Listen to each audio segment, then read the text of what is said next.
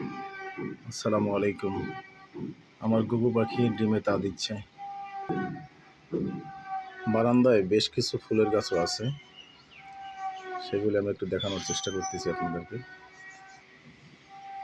এটা হলো ক্যাপসিকাম গাছ, নতুন করে আবার ফুল থেকে কুড়ে ধরেছে।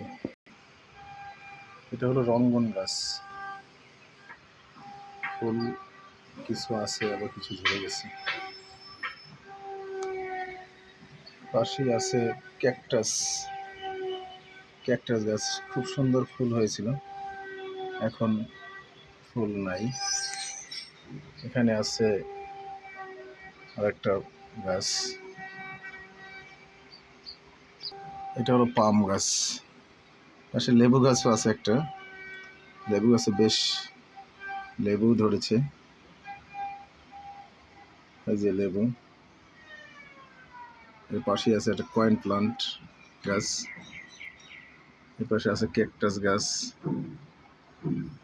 তারপর আছে অ্যালোভেরা।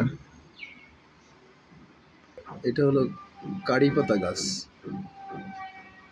কারি পাতা গাছ খুব উপকারী একটা গাছ।